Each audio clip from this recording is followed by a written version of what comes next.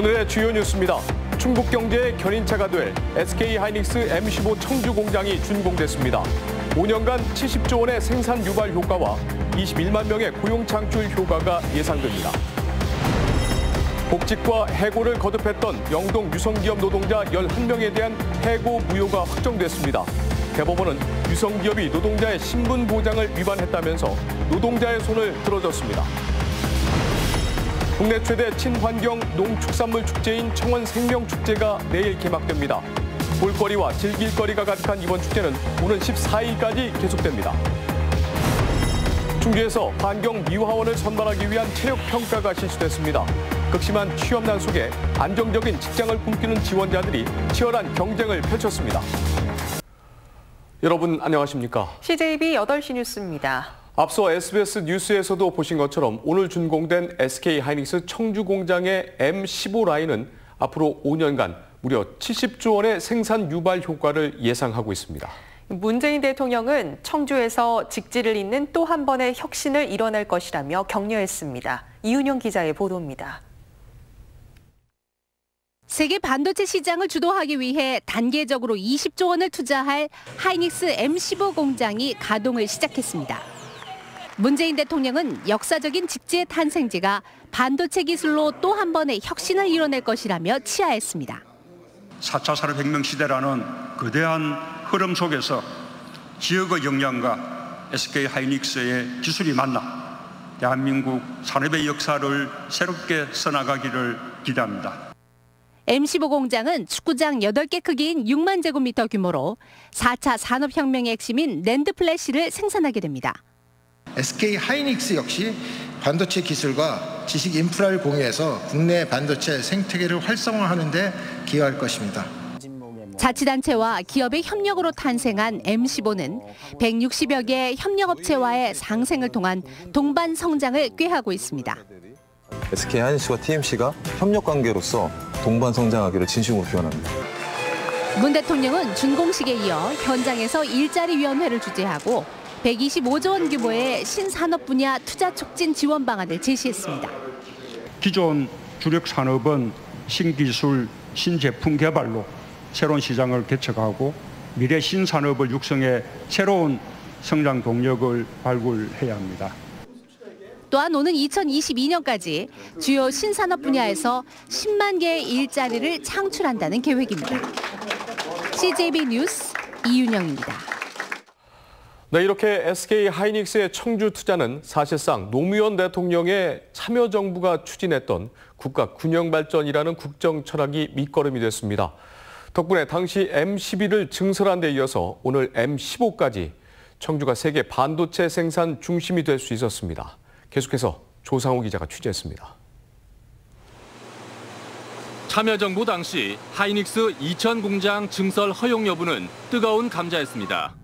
수도권 규제에 빗장이 풀릴지 초미의 관심 속에 충북과 경기도는 사활을 건 유치 경쟁을 벌였습니다. 논란은 노무현 대통령의 결단으로 일단락됐습니다. 당시 노무현 대통령은 먼 장래를 위해 수도권 집중을 더 이상 허용할 수 없다며 수도권 내 공장 증설 불허 입장을 표명했고 당정 협의를 거쳐 정부 공식 발표로 이어졌습니다. 이천 지역 제2공장에 대해서는 증설 허용이 어렵습니다. 비수도권 지역에 금년 중 즉시 착공이 이루어질 수 있도록. 참여정부의 강력한 국가균형발전 정책이 청주의 제3공장을 낳았고 이번에 M15까지 이어진 것입니다. 하지만 그 후 수도권 규제는 과밀 억제 권역에서 공장 신증설이 일부 허용되는 등 조금씩 풀려 지금은 상당히 약화됐습니다. 지자체와 기관들이 같이 연합해서라도 자꾸 그런 문제를 거론하고 또 저지하려는 노력들을 좀 해야 되는데 그런 것도 동력이 많이 떨어진 것이 좀 아쉽다.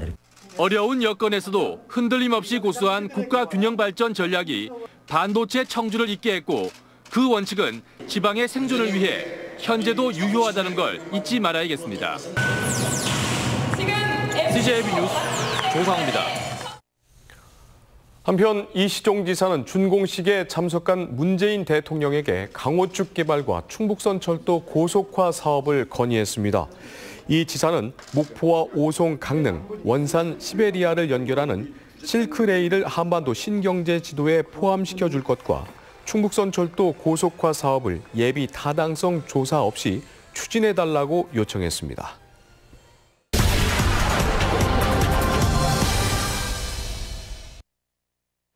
스물아홉 명의 사망자가 발생한 제천 화재 참사. 화재 발생 당시 소방의 초기 출동 인원은 불과 6명이었습니다. 인력이 부족하다 보니 출동 인원은 줄어들 수밖에 없고 현장 대응 능력은 부족해지는 구조가 되는 겁니다. 소방 인력과 장비의 법정 기준은 소방기본법에 의해 정해져 있습니다. 하지만 이에 맞게 편성된 지자체는 단 2곳에 불과했습니다. 충북의 경우는 심각한 수준입니다. 충북의 법정 기준 대비 인력 충원율을 보면 정원이 1,761명으로 67.8%에 불과했는데 전국 평균에도 못 미치고 있다는 겁니다. 전국적으로 보면 최하위권에 머물고 있는 상황입니다. 소방관 1명당 관할하고 있는 면적도 상황은 크게 다르지 않습니다. 가장 많은 면적을 담당하는 곳은 강원도였지만 충북의 경우 1인당 4.21제곱킬로미터로 여의도 면적보다 더 넓은 지역을 홀로 담당하고 있는 겁니다. 또한 1인당 담당 인구수는 903명으로 전국에서 중위권에 속했는데 경기도와 광역시를 제외한 지역에선 2번째로 많은 수를 나타냈습니다.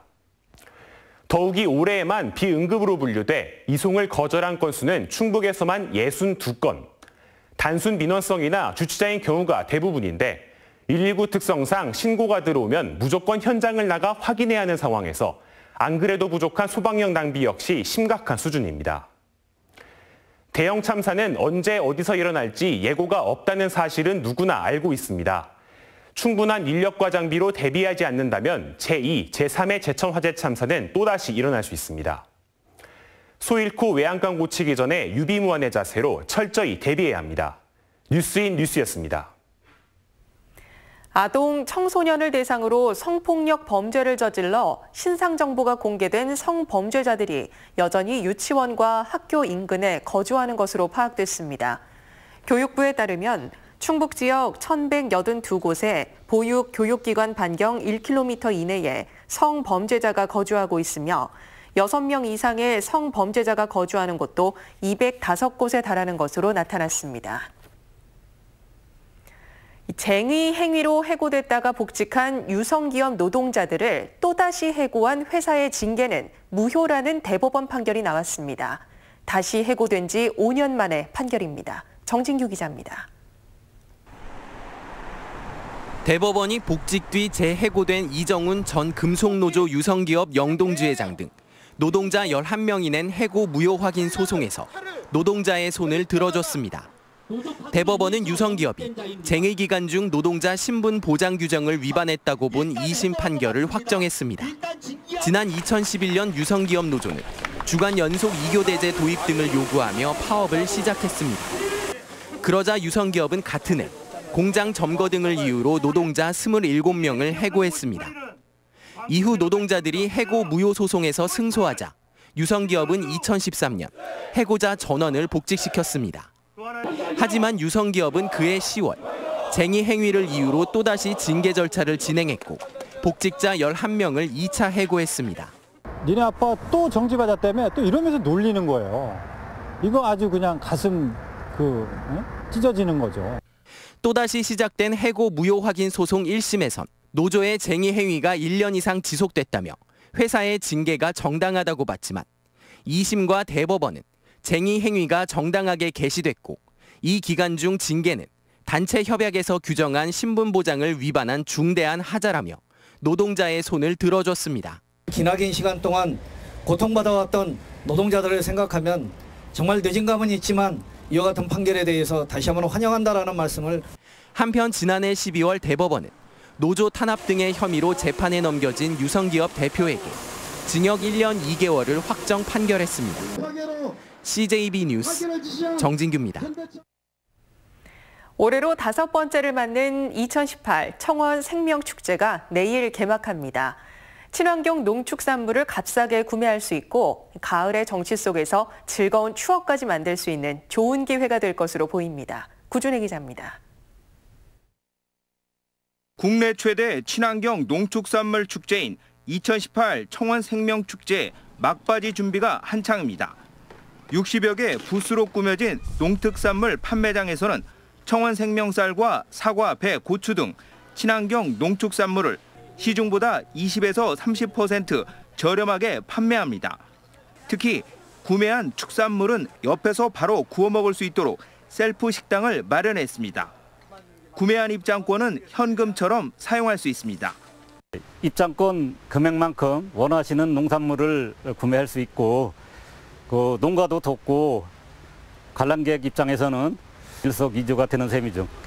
개막일 박상민의 파워 콘서트와 전국 톱10 가요쇼, 7080 청춘 콘서트를 시작으로 인기 가수와 지역 예술인들의 공연이 폐막일까지 이어집니다. 또 고구마 수확 체험, 동물농장, 건강 체험관 등 50여 개 체험 프로그램이 진행됩니다. 관람객들의 편의를 위해 거리 쉼터와 주차장도 예년보다 크게 늘렸습니다. 축제장 곳곳에 꾸며진 형형색색의 가을꽃도 볼거리입니다. 코스모스와 피투니아, 백일홍 등 수십만 본의 꽃이 만개해 관람객들을 유혹하고 있습니다. 해년마다 오는데 너무 예쁘게 올해는 더 예쁘게 꾸며놓으신 것 같고 꽃도 너무 예쁘게 잘 펴있고 많이 오셨으면 좋겠어요. 풍성한 먹거리와 볼거리, 즐길 거리가 가득한 청원 생명축제는 오는 14일까지 열흘 동안 계속됩니다. CJB 뉴스 구준혜입니다. 베스티안 메디클러스터 오송병원 준공식이 오늘 열렸습니다. 이 병원은 베스티안 재단이 전국 5번째로 건립한 화상 전문 병원이자 오송 지역 첫 종합병원으로 중증 화상센터와 일반 병동, 첨단 임상시험센터 등 300병상을 갖추고 있습니다. 베스티안 재단은 오송을 본원으로 새 출발을 하기 위해 재단 소재지를 오송으로 이전하는 행정 절차를 밟고 있습니다. 매년 악화돼가는 취업난 속에 이제는 안정적인 일자리 찾기가 하늘의 별따기입니다. 충주에서는 환경미화원을 선발하는 체력 평가가 열렸는데요. 치열한 경쟁이 펼쳐졌습니다. 이태현 기자입니다. 30kg이나 되는 모래포대를 들고 전력으로 질주합니다. 다리에 힘이 풀려 넘어지기도 하고 포대를 떨어뜨리기도 하지만 오뚜기처럼 다시 일어납니다. 모래포대를 높이 오래 들고 있어야 하는 또 다른 평가. 꽉 깨문 이에 괴성까지 질러가며 떨리는 팔을 붙잡고 버텨봅니다. 저는 한 6년 정도 환경 관련을 준비를 했고요. 저녁이나 새벽에 다들 연습들을 열심히 하신 걸로 제가 알고 있습니다. 13명을 뽑는 올해 충주시 환경미화원 채용에는 150여 명의 지원자가 몰렸습니다. 20대부터 40대까지 서울권 명문대학을 포함해 70%가 대학 졸업자입니다. 이미 직장을 갖고 있는 지원자들도 적지 않습니다. 아무래도 이제 시청 공무원 쪽이다 보니까 나중을 위해서 이제 아기도 있고 그래서 나중을 위해서 이제 이직 준비하게 됐습니다. 충주시가 올해부터 민간 위탁이 아닌 직영을 결정하면서 모처럼 채용평가가 열렸습니다. 전에는 이 환경 관련을 바라본 시각이 상당히 좀 부정적으로 봤는데 보수나 복지면도 또 근무 조건도 상당히 좀 나아졌기 때문에 많은 응시생들이 좀처럼 회복 기미를 보이지 않는 취업난에 안정된 직장을 꿈꾸는 지원자들의 평가장은 어느 스포츠 경기보다 열기가 뜨거웠습니다. CJB 뉴스 이태현입니다. 청주시는 복수금고 지정 방침에 따라서 시금고지정심의위원회 심사를 열고 NH농협은행을 1금고 운영사로 KB국민은행을 2금고 운영사로 각각 선정했습니다. 시금고지정심의위원회는 금고 지정을 희망한 농협과 신한, 국민, 중소기업은행 등 4개 금융사의 신용도와 재무구조, 지역사회 기여 등을 평가해 이같이 결정했습니다. NH농협은행과 KB국민은행은 내년 1월부터 오는 2022년까지 4년간 약 3조 원 규모의 시금고를 맡아 운영하게 됩니다. 2018 바이오 페스티벌이 오늘 내일과 오는 27일 사흘간의 일정으로 오송 CMV 센터 일원에서 개막했습니다. 이번 바이오 페스티벌에서는 벨기에 브뤼셀 대학 세르지 멜더만 교수와 독일 뮌헨 공대 아르네 스케라 교수 등 해외 석학들이 참여하는 심포지엄과 취업 지원 프로그램, 국제 바이오 의과학 실험 경연 대회 등이 펼쳐지게 됩니다. 증평 인삼골 축제가 오늘부터 사흘간 보강천 체육공원에서 열립니다. 인삼골 축제에서는 증평에서 생산되는 인삼과 홍삼 제품이 시중보다 저렴하게 판매되고 각종 콘서트와 불꽃놀이 등 부대 행사도 마련됩니다. 특히 모레 토요일에는 기네스북에 등재된 204m 길이의 구이 틀로 삼겹살을 구워 먹는 행사도 열리게 됩니다. 충북 적십자사는 오늘 청주 무심천 체육공원에서 적십자 봉사원과 유관기관 등이 참가한 가운데 재난구호 종합훈련을 실시했습니다. 이번 훈련은 집중호우로 무심천이 범람해 300여 명의 이재민이 발생한 상황을 가정해 적십자 재난구호 봉사단의 역할과 임무를 숙지하고 유관기관과의 협조체제를 점검하기 위해 마련됐습니다. 청주지방법원은 대청호에 투신해 숨진 청주시 간부 공무원을 수차례 폭행한 전 청주시 공무원 47살 김모 씨에게 징역 8월을 선고하고 법정 구속했습니다. 김 씨는 지난해 6월 청주시청의 한 사무실에서 숨진 상급 공무원을 발로 차고 의자를 집어던지는 등 수차례 폭행한 혐의 등으로 재판에 넘겨졌습니다. 충주시의회 모 의원에게 폭행을 당했다는 고소장이 접수돼 경찰이 수사에 나섰습니다. 고소장을 낸 시민은 시의원이 지난달 29일 지역 행사장에서 자신에게 욕설을 하고 얼굴을 찔러 상처를 냈다고 주장하고 있습니다. 이에 대해 해당 시의원은 전혀 사실 무근이라고 반박했습니다. 지난 3년간 도내 행정기관의 착오와 불복 청구로 되돌려준 지방세가 76억 원에 달하는 것으로 나타났습니다.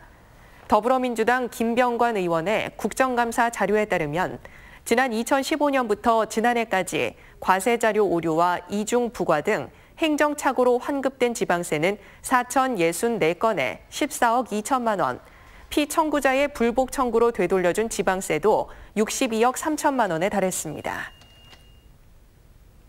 충북도 내 노래 연습장의 불법 영업이 여전한 것으로 나타났습니다. 바른미래당 김수민 의원의 국정감사 자료에 따르면 오는 2013년부터 지난해까지 도내 노래방의 불법 영업 적발 건수는 262건으로 주류 판매와 묵인, 접대부 알선, 청소년 출입 등의 순으로 많았습니다. CJB 8시 뉴스였습니다. 함께해 주신 여러분 고맙습니다.